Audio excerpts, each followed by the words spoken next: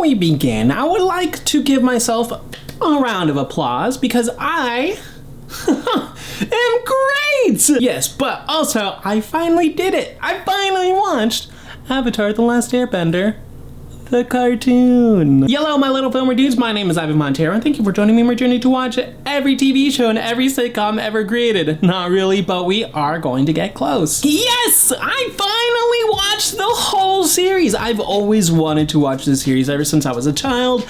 I did watch parts of season 1 as a kid, but I mean, I don't really remember it too much. And then I watched the movie, and I don't really remember that too much. I just remember thinking, this is boring. I kind of want to watch the cartoon. And then I never actually saw the cartoon. But I wanted to actually watch the cartoon because the live action show is finally gonna come out in 11 days at the time of this recording. So the past few weeks I worked on and finally saw all 61 episodes on Paramount Plus. I believe it's on Netflix. You're gonna have to go make sure for yourself, but they are on Paramount Plus. Because the show is so big and so much happens, we're just gonna go through season by season and just talk about a few of the things that stood out to me, or rather, my experience. So season 1, I thought I had seen a majority of these episodes, but apparently I didn't see as much as I thought. Still, season 1 was more of a refresher season for me. I was suddenly putting pieces together. Episodes would go by and I'd be like,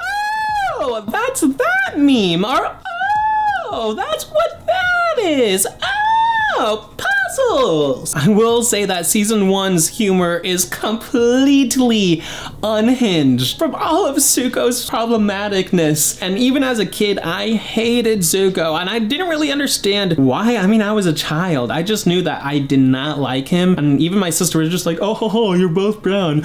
Looks like you're gonna have to be Zuko. I was like, I don't want to be Zuko. 1, he doesn't have any powers, and 2, he's a jerk.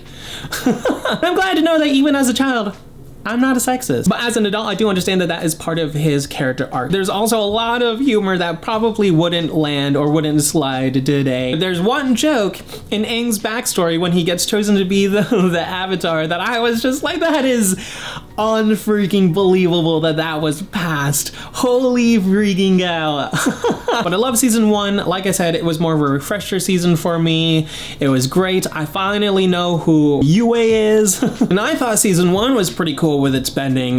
Just wait until we get to season 2 and 3. Speaking about season 2, Secret Tunnel! Secret Tunnel! When I was younger, I took a which bender are you quiz. I don't think I took the official one, to be honest. I think it was a BuzzFeed or just one of those random ones, and I think I took quite a few, and I kept getting Earthbender every single one that I took, and I was like, no, I want to be the Airbender because it's the Avatar. And as an adult, I realize now that the Avatar could be any of the benders. It's just a cycle. However, I still think airbending is cool because it's kind of like telekinesis. But according to BuzzFeed, and we all know BuzzFeed is word, I am an Earthbender. And after watching season 2 and watching Toph explain how Earthbending works and just watching her as a character grow and be and act, I'm like, not only was I like that as a kid, I'm kind of still like that now. Honestly, I am surprised by a lot of Toph's maturity and her ability and her maturity every time she talks to Aang. I agree with Toph's outlook. The reasons why I am an Earthbender, the way the Earthbenders operate, they wait patiently, they observe, they are sturdy, they stand their ground. That is me.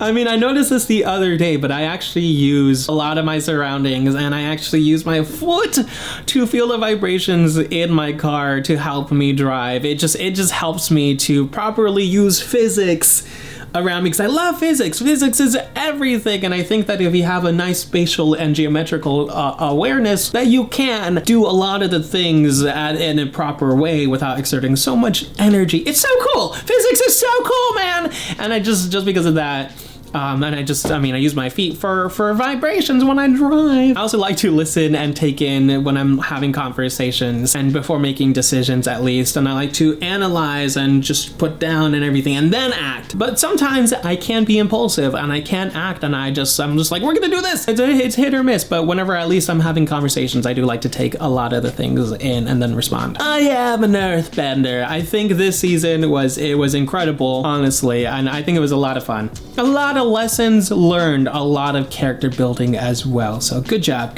writing team. And then season 3.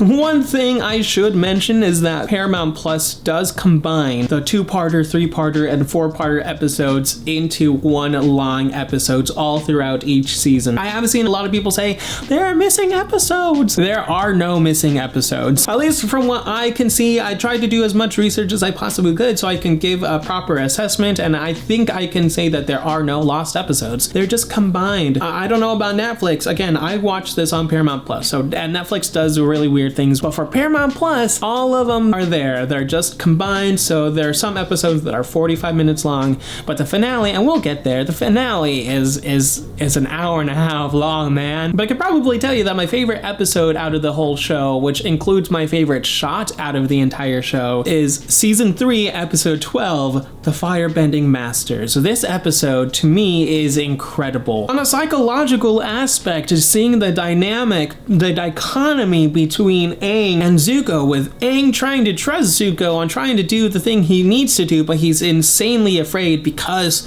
of his past mistakes, and Zuko, in essence, being afraid or not sure what to do because of his past mistakes. Both of them were at the same level on different planes. It was amazing. I don't know, man. On a psychological level, this episode alone stands out for me. I mean, a lot of season 3 stands out for me. Katara's episode as well, also amazing. Katara recognizing whether or not she could do it because it was because of it was the right thing to do, or because what she needed to do. Her not knowing why she couldn't take the guy's life was incredible. The whole season 3, best season out of all of them. But no, the colors, back to the Firebending Masters. Not only does this episode include dragons, and I love dragons, the shot where the fire is enveloping Zuko and Aang and all of those colors all around them for the animation of the time. Holy cow, that was such beautiful drawing, beautiful imagery. I loved it so much. And then the finale, like I said, it is an hour and a half long. So if you are gonna watch the show, be ready to sit down and watch that finale. I didn't know it was gonna be four episodes. It is insanely long, man, but it is a fun ride indeed. But a couple things, because the finale in of itself is too big to talk about, so here are just a few things I wanted to say. I wrote down: Azula is psychotic, Fire Lord Ozai is hectically powerful, and the Avatar state is way too scary. Oh my gosh, Aang was pissed. And then at the very end, energy bending? My boy Aang freaking took away someone's ability to firebend. He said, I ain't gonna kill this guy, but I ain't gonna let him also exist and be a threat. Holy freaking cow! I don't know how the live actions could ever compare to this show. They have big shoes to fill. I'm almost at the point where, like, I don't know.